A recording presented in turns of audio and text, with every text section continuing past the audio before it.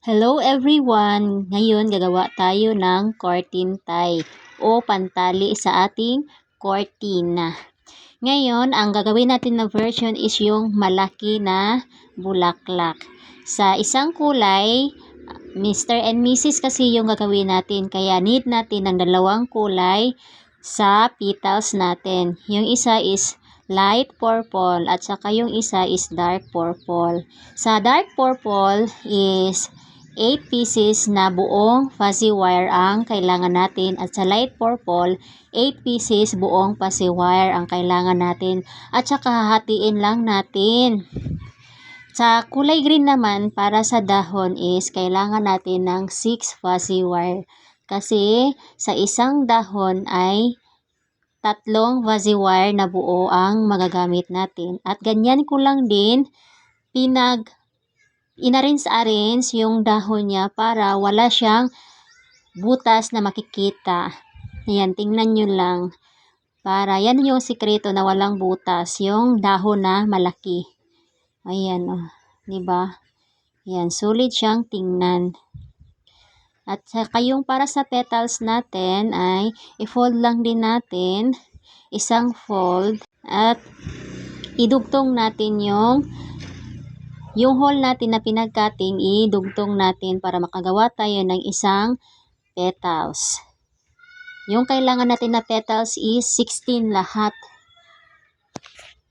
Ganyan lang, same process lang yung paggawa sa petals. Iikot-ikot lang yung sa bandang itaas para sa pag-lock.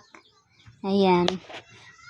Saka hilot-hilotin para magandang tingnan yung petals. Ayan, hilot-hilotin lang natin para lalong gumanda yung petals natin. At dyan is mag-roll lang tayo ng whole fuzzy wire sa barbecue stick yung gamit ko dyan. Ayan, tingnan nyo lang ng mabuti. Madali lang naman to siyang sundan. Saka yung pang center natin na kulay green, i-roll lang din natin ng paganyan.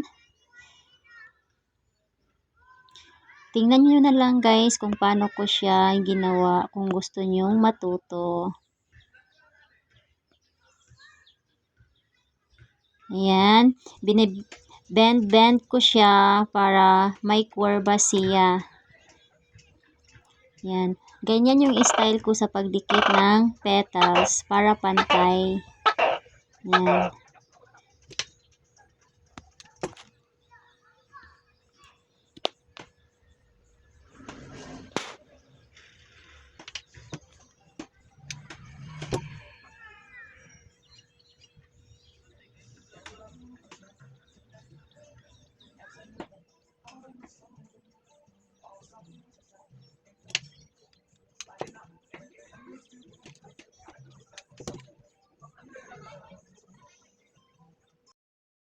Ayun, sa second layer is same pa rin yung process niya sa first layer. Ayan, i-bend lang natin muna para hindi na tayo mahirapan pag retouch natin mamaya. Ayan, dyan. Lagay natin yung ni-roll natin sa barbecue stick. Hindi ko pala napakita kung paano ko yun pinagdugtong. Lagyan lang ng glue yung magkabilang dulo. At saka sa ribbon naman is tinansa ko lang yung haba niya. Pina-fold ko sa gitna para yan yung lagyan natin ng padikit.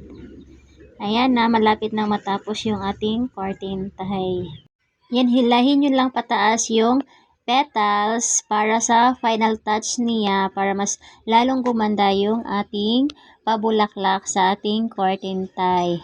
Pagkatapos mong hilahin pataas, ayun, ibalik natin sa kanyang plaster para mas maganda siyang tingnan.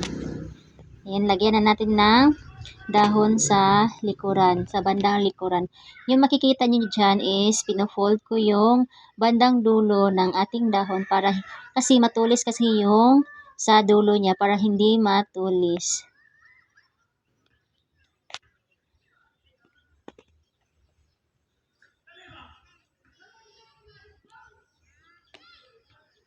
Ayan, gupitin lang natin sa bandang dulo ng ribbon para magmukhang maganda yung ating curtain tie. Ayan na. Thank you for watching.